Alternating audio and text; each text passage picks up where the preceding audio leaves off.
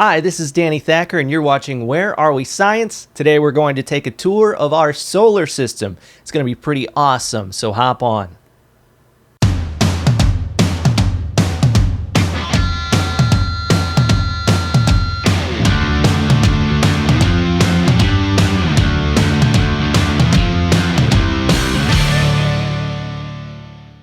When you think about our solar system, you think about 8 planets, or perhaps 9, but Pluto isn't a planet anymore and everyone is really pissed about it.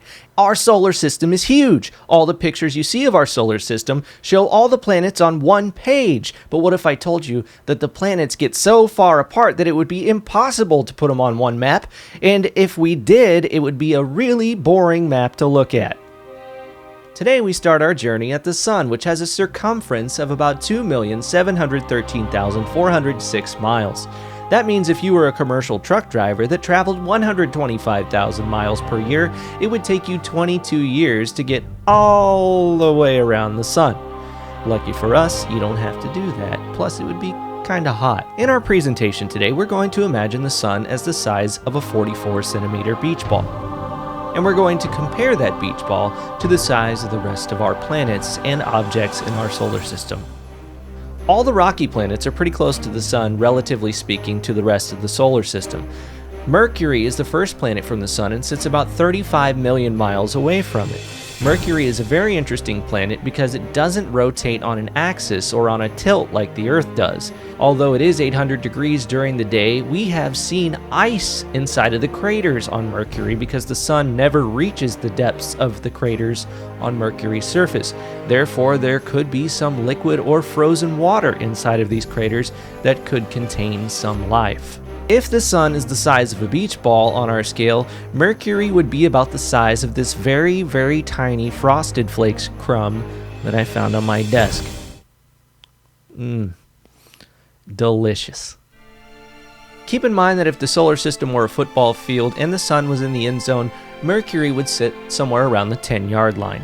Now the next planet on our journey, of course, is Venus, the planet of love. And you should actually love Venus more than you do, because it is possible that we could build air cities up in the upper atmosphere of Venus, about 50 kilometers above the surface. Temperatures are pretty livable, and because the atmosphere is made of really heavy carbon dioxide and you could be crushed on the surface of Venus, oxygen floats up in the upper atmosphere, and we could possibly build air cities up there and live in a pretty reasonable 120 degree Fahrenheit temperature. When compared to the Sun, Venus is about as big as this little thing. Venus travels around the Sun at an average distance of about 67 million miles, which would put it at about the 19-yard line. If the Sun were in the end zone, Venus would be on the 19-yard line. Then, at 93 million miles away, or 1 astronomical unit, is the Earth, where every asshole or cutie patootie you've ever met lives. On our imaginary football field of the solar system, the Earth would be about the size of this little blue bead right here. I picked a blue one because the Earth is mostly blue from outer space, of course, and it would sit around the 26-yard line. Now we move on to a planet that gets all kinds of attention because perhaps we'll be traveling to it soon and perhaps there could be life on it. That, of course, is Mars, which sits at an average distance of about 142 million miles away from the Sun. This would put Mars somewhere around the 30-something yard line, and if the Sun was the size of a beach ball, Mars would only be about the size as the very tip of a sharp pencil.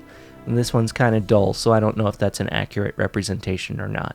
So outside the asteroid belt, Jupiter sits at an average distance of about 484 million miles away from the Sun, and if you compared it to a beach ball sized Sun, it would only be about the size of this round tape thing here.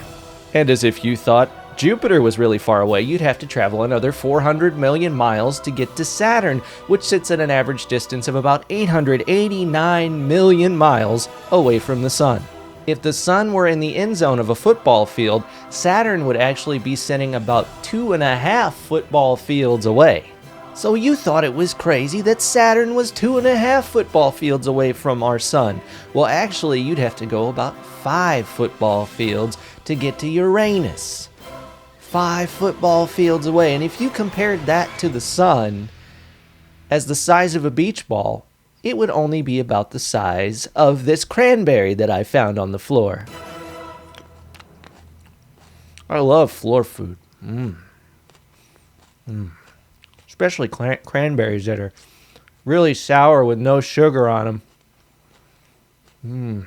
Neptune comes after Uranus, and guess what? It's like 8 football fields away from the sun if it were on a football field, or like 2.8 billion miles. And it's pretty similar in size to Uranus. Neptune would be about the size of this other cranberry I found on my floor. The other one I didn't like very much, and this one I don't like very much either. It's like a watery, crunchy thing. It's really sour. It's not sweet at all. Once you get past Neptune, you make it to something called the Kuiper Belt. The Kuiper Belt is much larger than the asteroid belt.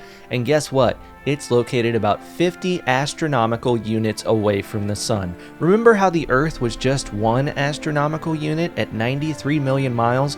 Well, multiply 93 million times 50, and that's how far away the Kuiper Belt is. And you'll find dwarf planets near the Kuiper Belt, like your favorite, Pluto, Makemake, and Eris. So that's pretty much the end of the planets. And you think, well, that's got to be the end of the solar system, right? Well, the solar system actually goes on much further than just the planets. What? There's said to be a 9th planet that affects the objects in the Kuiper Belt because it has so much gravity that it's probably somewhere around the size of Neptune. If you travel about 10 times further away than the Kuiper Belt, you get to something called the Oort cloud, which sits about 4,000 to 5,000 astronomical units away, or somewhere around 465 billion miles from the sun. The Oort cloud is actually a bunch of icy objects like comets and meteors and all kinds of stuff that sits in a big sphere and that goes all the way around the solar system. And if something were to break some of those objects loose, perhaps they could come crashing in and cause a lot of devastation within our solar system. But don't worry, we've been doing pretty good for quite a long time, or at least in terms of our life.